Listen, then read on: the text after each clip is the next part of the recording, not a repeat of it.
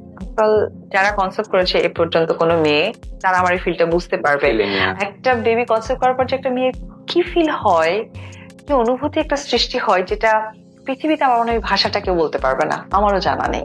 অবশেষে সকল জল্পনা কল্পনা এবার শেষ হলো। ভিডিও শুরুতে অপু বিশ্বাস কি বললেন আপনারা নিজের কানে তার কথোপকথনগুলো শুনলেন। বেশ কিছুদিন হলো সোশ্যাল মিডিয়ায় গুঞ্জন উঠে গেছে অপু বিশ্বাস নাকি দ্বিতীয়বার মা হতে চলেছেন। বিষয়টা নিয়ে কোনো প্রমাণ বা অফিসিয়ালি ঘোষণা না থাকার কারণে সঠিকভাবে কেউ এই বিষয়টা বলতে পারতেছিল না। তবে আপনারা হয়তো ইতিমধ্যেই তার মুখ থেকে যে কথোপকথনগুলো শুনলেন, এইটা শোনার পরে আশা করি আর দ্বিতীয়বার প্রশ্ন করতে হবে না। সোশ্যাল মিডিয়ায় ভিডিওটা এত পরিমাণে ভাইরাল হয়েছে যে ভিডিওটা নিয়ে ইতিমধ্যে সবাই আলোচনা করতে শুরু করে দিয়েছে। এখন প্রশ্ন আসতেই পারে যে এই বাচ্চার বাবা আসলে কে। সাকিবের সাথে তো অপু বিশ্বাসের ডিভোর্স হয়ে গেছে বেশ কিছুদিন আগে, আর এখন এই বাচ্চার মা হতে চলেছেন বাচ্চার বাবা ইবানকে। সাকিব খানের স্ত্রী অপু বিশ্বাস আমাদের প্রত্যেকেরই জানা, তবে তার সাথে ডিভোর্স হয়ে গেছে। এবার নতুন করে একটা নিউজ সোশ্যাল মিডিয়ায় ঘুরপাক খাচ্ছে, শবনম বুবলী ওদিকে কন্যা সন্তান জন্ম দিয়েছেন।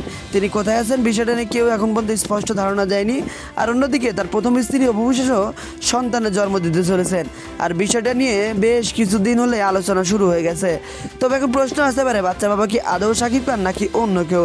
আমরা বেশ কিছুদিন হলে অপু বিশ্বাসের দ্বিতীয় বিয়ের গুঞ্জন শুনতে পাচ্ছিলাম, তবে দ্বিতীয় বিয়ের গুঞ্জনের মাঝেই হঠাৎ করে আবার এইটা ভাইরাল হয়ে গেল। আর এই বিষয়টা নিয়ে অনেক প্রশ্ন হচ্ছে গণমাধ্যমগুলোতে।